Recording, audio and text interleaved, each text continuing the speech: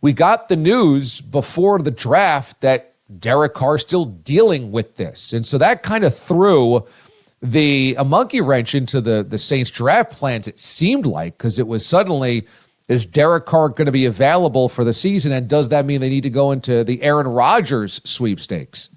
And that caught everybody off guard.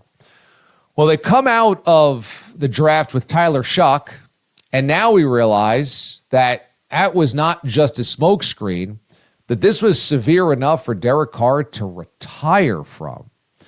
And, it's such an odd dynamic considering that his brother retired basically due to injury as well. Both David and Derek will go down in history as a duo, a brother duo, that is synonymous with getting the hell beat out of him. Now, for David, it was because he was behind an expansion Houston Texans offensive line, and he just had the snot beat out of him from day one and kind of never quite recovered. And it's become a cautionary tale of having a young quarterback and not having an offensive line in front of him, how that can ruin him. For Derek, Derek played in the league long enough as a starting quarterback, but he did end up collecting a lot of injuries along the way. And whether it was in Oakland, then Vegas, now New Orleans, it did seem like there was always something up with Derek Carr's body, and it was an assortment of different injuries. And so now the fact that he's retiring because of it, it just basically puts the Carr family in the NFL dictionary as, cursed by injury. And I don't know if that was because of poor offensive lines for Derek Carr, or just because as a DNA of their bodies, they just could not take the rigor and the wear and tear of an NFL career. But it is wild that both of them basically have to retire before they are ready due to injury.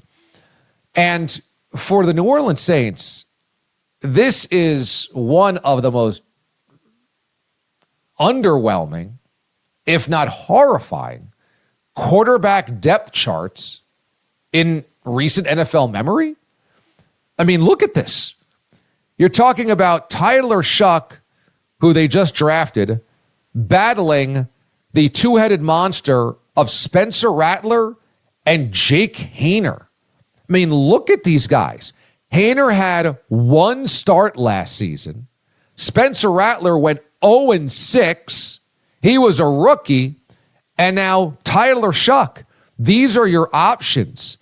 At this point in time, if Aaron Rodgers wanted to play for the New Orleans Saints, would they have to move aside and let him do so just because those three almost guarantee you a 1 or 2 win season? For a Saints franchise that doesn't have a lot of talent anyway under the hood, is it not impossible to imagine any one of those guys stepping in and winning more than 2 games? Now, I don't love the idea of inviting Aaron Rodgers circus into my hometown either. So if the Saints don't want to go down that road, I don't blame them.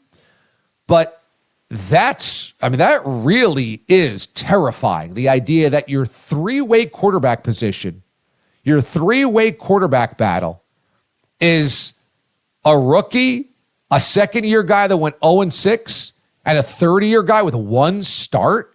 By the way, none of them were drafted as a franchise cornerstone. None of which were drafted as this is our future at the position.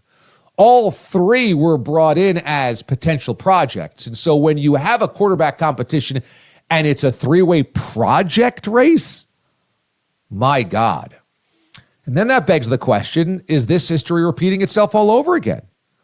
Where you would potentially have a Manning getting drafted number 1 overall by a pitiful Saints franchise. Because once upon a time, 50 some odd years ago, Archie Manning, the patriarch of the Manning family, was exactly that. He came out of Ole Miss after an elite career in the SEC. He ends up drafted number 1 overall to save the franchise. Of course, Manning has, all of that goodwill in the South, in the SEC, and so they draft him to be the guy that saves the Saints as the Aints. and he ends up the face of the franchise, but getting the snot beat out of him, much like the Carrs. And in doing so becomes, again, cautionary tale of brilliant talent wasted because he was drafted to a terrible franchise, which informs why he maneuvers his son, Eli, out of the Chargers at that time in 2004 to the Giants. He thought the Chargers were the Saints 2.0. And today, Arch is going to start this year for Texas.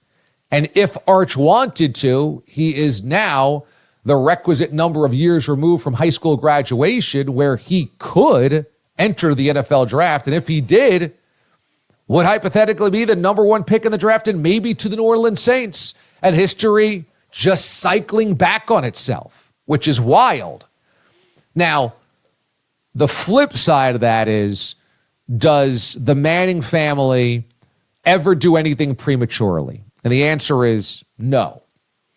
So Arch, after just one season of starting, this is a guy that went to a place where he knew he wouldn't start right away in Texas with Quinn Ewers there. He's a guy that's patiently waited his turn. He has now finally risen to that spot.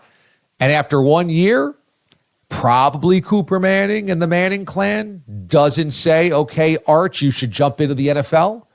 But considering the New Orleans roots of that family, considering how in the city they are royalty, and considering it just might happen where the New Orleans Saints are the number one pick in the draft, and so you could say if you enter the draft, if you knew that his stock was high enough, you could engineer him to the hometown team. That would be an amazing sports story. So now we have this watch going on where this generational quarterback tethered to the city of New Orleans forever is simultaneously finally starting every week as we watch the Saints crumble to a 2-win season.